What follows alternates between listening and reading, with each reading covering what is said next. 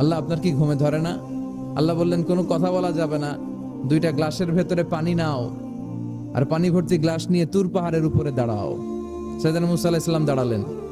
আল্লাহরে আবার জিজ্ঞেস করলেন, আল্লাহ আমি জিজ্ঞেস করলাম কি আর আপনি করতে বললেন কি? আল্লাহ বললেন কথা বলো না, যা বলেছি তাই করো।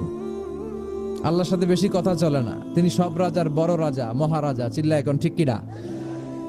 তো মুসা আলাইহিস সালাম কিছু বলতে পারে না, পানি নিয়ে দাঁড়িয়ে রইলেন। মুসা আলাইহিস সালামকে আল্লাহ বললেন তুমি দাঁড়িয়ে থাকো, আর ঘুম রে বললেন ঘুম তুই মুসারে ধর। ঘুম যে এবার সাইয়েদনা মুসা আলাইহিস সালামকে ধরেছে, উনি ঘুমের ধাক্কায় আর থাকতে পারে না, একবার ডানে যায় আর একবার বায়ে যায়। ঘুমের ধাক্কায় হঠাৎ করে কাত হয়ে পড়ে যায় আর গ্লাসগুলো মাটিতে পড়ে খান খান হয়ে ভেঙে যায়। আল্লাহ ডেকে বললেন মুসা বেশি কিছু হেফাজতের তো দায়িত্ব দেই নাই, শুধু দুইটা গ্লাস হেফাজতের দায়িত্ব দিয়েছে। ঘুমের কারণে এগুলোর হেফাজত করতে পারো নাই, ভেঙে খান খান হয়ে গিয়েছে।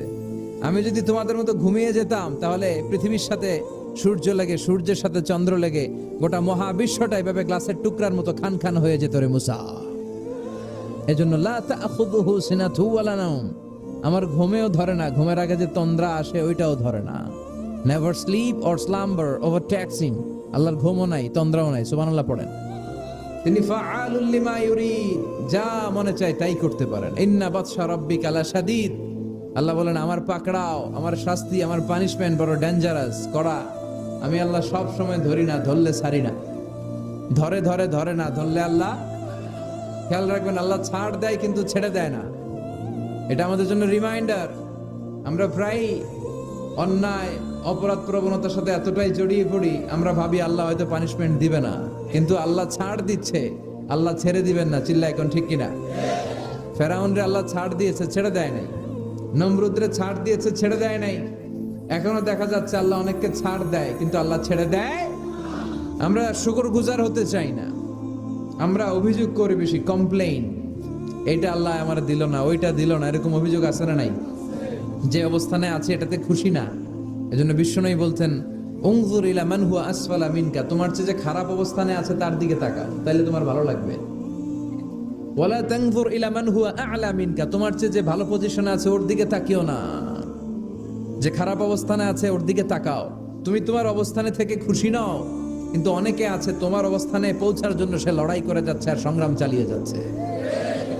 তোমার জায়গাটাতে পৌঁছা, যেই জায়গায় বসে তুমি আল্লাহরে গালি দাও তোমার ভাল লাগে না, ওই জায়গাটায় আসা বসা অনেকের কাছে স্বপ্ন, অনেকের কাছে স্বপ্ন। শেখ সাদি রাহিমাহুল্লাহ, ওনার একবার আর্থিক দৈন্যতা যাচ্ছিল। ইরানের বিখ্যাত কবি বালাগাল উলা বিকামালিহি এর রচয়িতা। টাকা নাই, পয়সা নাই, পায়ে দেওয়ার মতো জুতা নাই। তো মনে মনে আফসোস, হায়রে আমি এত বড় কবি, আমার পায়ে দেওয়ার মতো জুতা নাই। তো আফসোস করে ঘর থেকে বেরিয়ে দেখে একজন ভিক্ষুক ভিক্ষা করে, তার দুইটা পাই নাই। শেখ সাদির পায়ে জুতা নাই, শেখ সাদির পায়ে কি নাই? আর ভিক্ষুকের কি নাই? পাই নাই। উনি সেজদায় পড়ে গেলেন, আল্লাহরে বললেন আল্লাহ শুকর, আলহামদুলিল্লাহ অনেক ভালো আছি, অনেক সুখে আছি। এজন্য আপনার চেয়ে যে খারাপ অবস্থানে আছে ওর দিকে একটু তাকান। ঠিক যে মুহূর্তে আমরা এখন কি সুন্দর, শীত না গরম না, ওয়েদারটা খুব চমৎকার না? এই পরিবেশে যে মুহূর্তে আমরা কথা শুনছি, ঠিক এই মুহূর্তে হাসপাতালের বেডে শুয়ে অনেকে মৃত্যুর প্রহর গুনছে। অনেকের ক্যান্সার, যার নেই কোনো অ্যান্সার, তার প্রতিটা সেলের ভিতরে জ্বালা। আমি টাকা চাই, পয়সা চাই, কত কিছু চাই, এটা লাগবে, ওইটা লাগবে, এটা চাই, ওইটা চাই। হাসপাতালের ওই ক্যান্সারের রোগীটা কিচ্ছু চায় না, ও শুধু বাঁচতে চায়। ও কি চায়? ও শুধু বাঁচতে চায়। এজন্য চাহিদার কোনো শেষ নাই। আল কানাআতু মিনাল ইসলাম, অল্পে তুষ্ট থাকার নাম ইসলাম। অল্প খাবো, অল্প পড়বো, অল্প জমাবো, অল্পের ভেতরে বরকত দিয়েছে কে?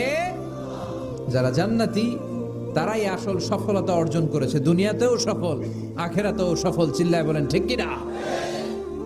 এখন দ্য ডিসিশন ইজ ইয়ার্স, সিদ্ধান্ত আপনার যে আপনি কই যাবেন, আপনি কই যেতে চান, জান্নাতে না জাহান্নামে? বিষ্ণু বলেছেন ইকরাউল কুরআন ফাইন্নাহু ইয়াতি ইয়াউমাল কিয়ামাতি শাফিআন লিআসহাবি। বেশি বেশি কোরআনের তেলাওয়াত করো, কারণ এই কোরআন কিয়ামতের দিন তোমাদের জন্য সুপারিশকারী হবে। কোরআন যদি আপনার পক্ষে আল্লাহর কাছে সুপারিশ করে, আল্লাহ এই সুপারিশ ফেলে দিতে পারবে? তো বিশ্বনবী স্বপ্ন দেখতেন, আর রুইয়া as-সালিহা, সত্য সুন্দর স্বপ্ন। আর রাতের বেলা বিশ্বনবী যাই স্বপ্নে দেখতেন, দিবালোকের আলোর ন্যায় সকালে এটা সুস্পষ্ট হয়ে যেত। চিল্লা এখন সুবহানাল্লাহ। কারণ নবীদের স্বপ্নটা ওহী, নবীদের স্বপ্নটা কি?